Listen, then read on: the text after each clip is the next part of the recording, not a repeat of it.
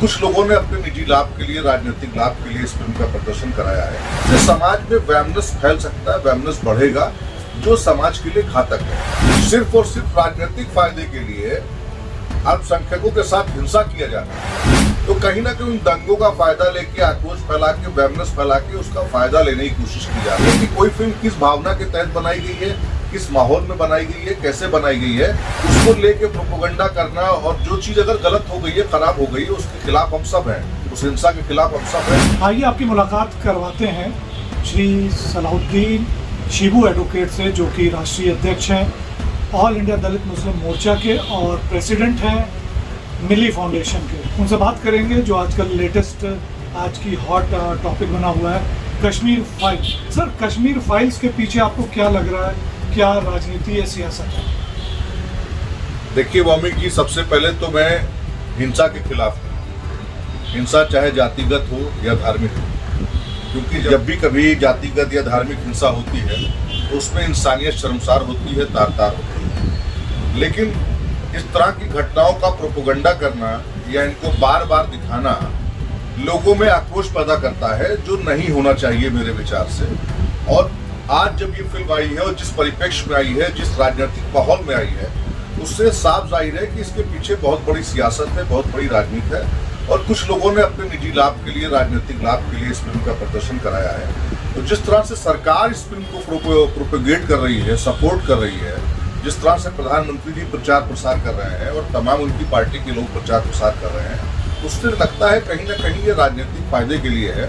और जो आम जनता है, आम जनमानस है, उनके अंदर कहीं ना कहीं बहुत से लोग ऐसे होते हैं जो मंद बुद्धि के होते हैं, छोटी बुद्धि के होते हैं, बहुत जल्दी चीज़ों को समझ नहीं पाते हैं, आक्रोशित हो जाते हैं। इससे समाज में वैमनस फैल सकता है, वैमनस बढ़ेगा जो समाज के लिए घातक है। आपको नहीं लगता है कि एक वर्ग को लेकर के निशाना बनाया जा रहा है अल्पसंख्यक?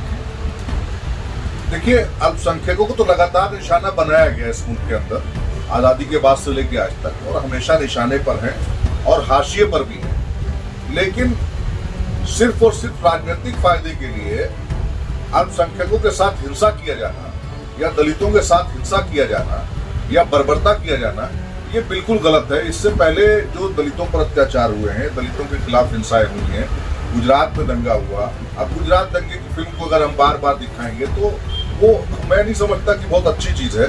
हालांकि आपको याद होगा, जब नरेंद्र मोदी दूसरा चुनाव लोकसभा के अंदर, विधानसभा के अंदर गुजरात में लड़े हैं, तो जो पहला दंगा था उनके शासनकाल में, उस पूरे दंगे की रील को दोबारा बाकायदा तमाम चैनल्स ने चलाया था, और जिसका फायदा किसको हुआ था सबको मालूम है, माननीय नरेंद्र मोदी जी को फायदा हुआ था, दोबारा वो मुख्यमंत्री बने थे।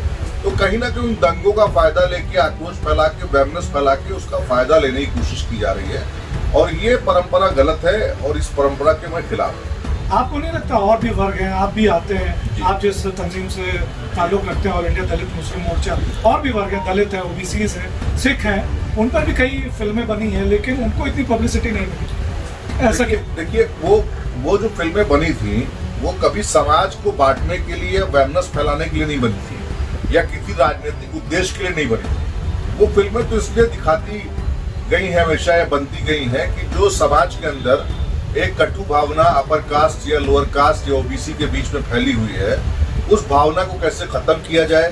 वो जो मेंटालिटी है कि हिंदुस्तान के अंदर छोटी जात बड़ी जात, और जो गैर बराबरी का सिद्धांत है, उसको कैसे खत्म किया जाए, कैसे शिक्षा दी जाए, और क्या चीजें गलत हैं और क्या नहीं होनी चाहिए, वो उस भावना से बनी थी। तो देखना चाहिए कि कोई फिल्म किस भावना के तहत बनाई गई है, किस माहौल में बनाई गई है, कैसे बनाई गई है।